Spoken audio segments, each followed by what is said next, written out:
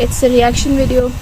इस चैनल की सारी वीडियोस ऑलमोस्ट बहुत अच्छी होती हैं। एक इनका चैनल है रियलिटी टीवी के नाम से और एक है रियलिटी स्टोरीज़ के नाम से, और ये दोनों ही बहुत मज़े के चैनल हैं। तो हम स्टार्ट करेंगे पैलेस्टीन के बारे में। सबसे पहले हम स्टार्ट करेंगे कि पैलेस्टीन की हिस्ट्री के बारे में, और इनकी काफ़ी रिसर्च अच्छी होती है और ऑथेंटिक रिसर्च होती है और अच्छी इंफॉर्मेशन के साथ ये अपनी अपलोडिंग करते हैं फुल वर्क के साथ। तो let's start. Also I am enjoying my meal, साथ में चाय। हेलो फ्रेंड्स, अस्सलाम वालेकुम, वेलकम टू रियलिटी। दोस्तों, फ़लस्तीन और इसराइल का जो सारा इशू है, इस पर मैंने एक वीडियो पोस्ट की थी। आप वो देख सकते हैं ये जानने के लिए कि ये सारा मसला शुरू कैसे हुआ। लेकिन इस वीडियो में मैं आपको फ़लस्तीन के उस वक्त में लेकर चलूंगा जब फ़लस्तीन के लोग एक नॉर्मल जिंदगी गुजार रहे थे, जब फ़लस्तीन पर इसराइल ने कब्जा नहीं किया था। फ़लस्तीन उस वक्त कितना खूबसूरत था।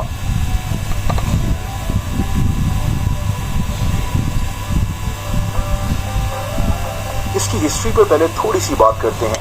देखिए, पहली जंग अजीम 1914 में शुरू हुई। इससे पहले फ़लस्तीन पर सल्तनत उस्मानिया की हुकूमत थी। ये वो वक्त था जब फ़लस्तीन में 87% मुसलमान रहते थे और सिर्फ 3% यहूदी थे। इस वक्त मुसलमान, यहूदी, ईसाई सब मिलजुल कर इस जगह आबाद थे। पहली जंग अजीम 1918 में ख़त्म हुई और इसके बाद बरतानिया ने फ़लस्तीन का कंट्रोल संभाल लिया और इसके बाद यहूदी लाखों की तादाद में यूरोप से फ़लस्तीन आना शुरू हो गए। इतने ज़्यादा आने लगे। इसके बाद दौर आता है सुल्तान अब्दुल हमीद का, जो मैंने सारी सीरीज़ देखी है। अगर किसी ने नहीं देखी तो मस्ट वॉच, वर्थ वॉचिंग है। और उसमें काफ़ी कुछ पता चलता है, काफ़ी कुछ नई चीज़ें सीखने को मिलती हैं। ऑल्दो वो बहुत पुराने ज़माने का वो दिखाते हैं कि पुराने ज़माने में किस तरह से टैकल किया जाता है सियासत एंड स्टफ, बट वो फिर भी इतनी अच्छी तरीके से उन्होंने उस चीज़ को चीज़ों को टैकल किया है कि अगर हम आज के ज़माने में उन थ्योरीज़ को, उन टैक्टिक्स को अपनाएंगे तो डेफिनेटली हम लोग कुछ ना कुछ अचीव करेंगे, हमें उससे फ़ायदा ही होगा। वो इतनी ही वर्थ वॉचिंग सी है और इतनी ही नॉलेजेबल है। चले कंटिन्यू। ये वो यहूदी थे जो हिटलर के खौफ से फ़लस्तीन आ रहे थे कि ये इधर अपना नया मुल्क बनाएंगे, और देखते ही देखते इन्होंने फ़लस्तीन पर ही कब्जा कर लिया। खैर, ये तो थी छोटी सी तारीख, लेकिन क्या आप जानते हैं कि इससे पहले फ़लस्तीन के लोग कितने सुकून से अपनी जिंदगी गुजार रहे थे। देखिए, हमने वीडियोस भी देखी हैं। कितनी तरक्की कर रहा था, आइए जानते हैं। बताएं।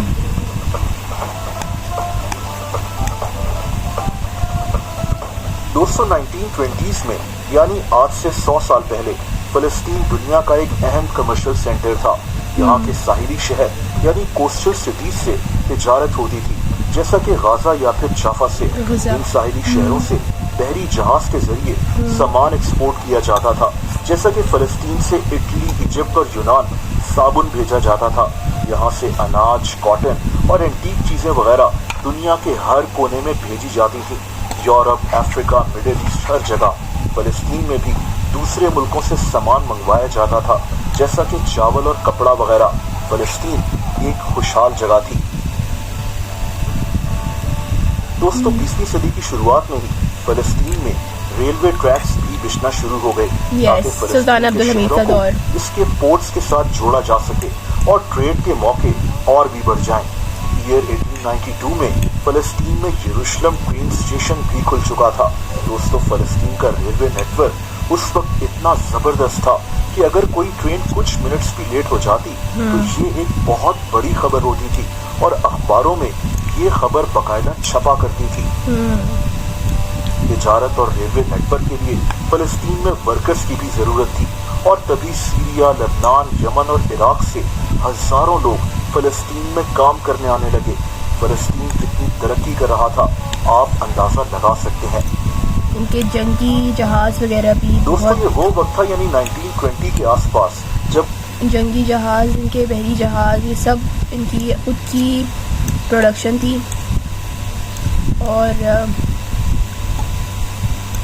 जितने भी लोग काम करते थे सुल्तान अब्दुल हमीद के दौर में, क्योंकि सबसे ज़्यादा काम सुल्तान उस्मानिया सल्तनत के बाद सुल्तान अब्दुल हमीद ने भी किया है, मतलब if I am not wrong, मैं काफ़ी कुछ मिक्सअप कर रही हूँ, बट सुल्तान अब्दुल हमीद के दौर में भी काफ़ी इन्होंने काम किया। इनके जितने भी बहरी जहाज़ और जंगी जहाज़ सब कुछ थे, इनकी अपनी प्रोडक्शन थी,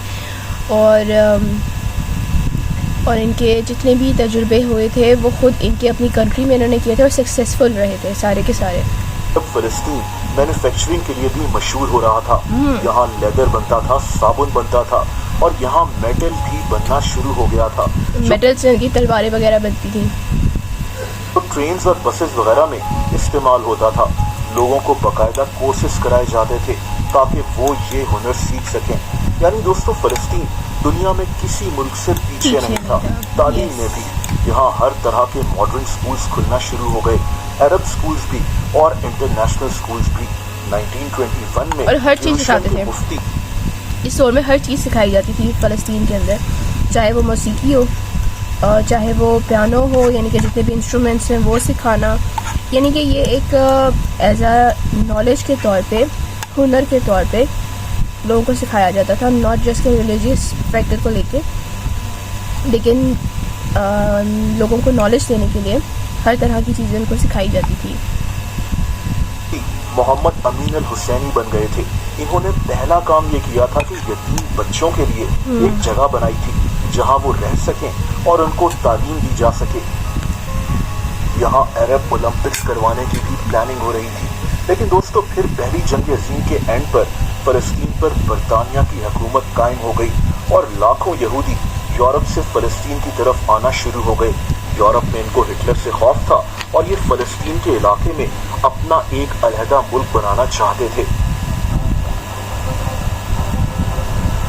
यहीं से फ़लस्तीन में मसले होना शुरू हो गए। जाहिर सी बात है कि आपके घर में अचानक से कोई और आकर रहना शुरू हो जाए और फिर आपको ही आहिस्ता आहिस्ता आपके घर से निकाल रहा हो, तो आपको क्या फील होगा। बहरहाल, इन सब बातों के बावजूद फ़लस्तीन अभी भी तरक्की कर रहा था। ये जो शहर आपको नजर आ रहा है, ये तेल अवीव है। 1940s में भी ये शहर इतना मॉडर्न होता था। ये तेल अवीव का बीच है जहाँ लोग अपने प्यारों के साथ पिकनिक मनाने आते थे। मॉडर्न बिल्डिंग्स, उसके आगे फाउंटेन, ये उस वक्त दुनिया के मॉडर्न तरीन जगहों में से एक थी। बात अगर फ़लस्तीन के रूरल एरियाज की की जाए, यानी गांव वगैरह की, तो यहाँ हर गांव का एक हेड होता था जिसे मुख्तार कहा जाता था। ये गांव काफ़ी स्ट्रांग होते थे, यानी सड़कें बनवानी हो या फिर पानी का मसला हो, हर गांव खुद ये काम किया करता था। फ़लस्तीन में इसराइल के बनने से पहले हालात काफ़ी मुख्तलिफ थे, लेकिन फिर 1948 में इसराइल बन गया और तब से अब तक फ़लस्तीन एक खंडर बनता जा रहा है, वो जगह जो 100 साल पहले तरक्की की मंजिल तय कर रही थी। मुझे अभी भी इस सीरीज़ का याद है कि if I am not wrong, मुझे इस बंदे का नाम भूल गया अभी। चलो वो नेक्स्ट वीडियो में इंशाल्लाह फिर मुझे जैसे याद आएगा तो मैं वो बताऊंगी। उसने सुल्तान अब्दुल हमीद से कहा था, रिक्वेस्ट की थी कि मुझे थोड़ी सी ज़मीन की ज़रूरत है। उन्होंने इतनी एफ़र्ट की कि उन्होंने एक बंदे की बात नहीं मानी। वहाँ पर बहुत सारे लोग थे, अभी मेरे माइंड में सबके नाम स्किप हो चुके हैं।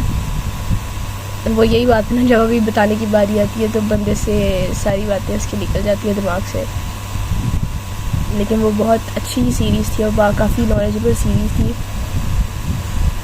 उन्होंने अपने दौर में, जब तक उनकी सल्तनत थी, जब तक वो इक़्तिदार में थे, उन्होंने एक भी इतनी सी भी ज़मीन उनको नहीं दी। हाँ, उनको रहने का मौका दिया, उनको फैसिलिटेट किया हर लिहाज से, उनको चांसेस दिए उनकी हर गलती पे, लेकिन एट द एंड उनको कैसे न कैसे करके उन्होंने निकाल ही दिया।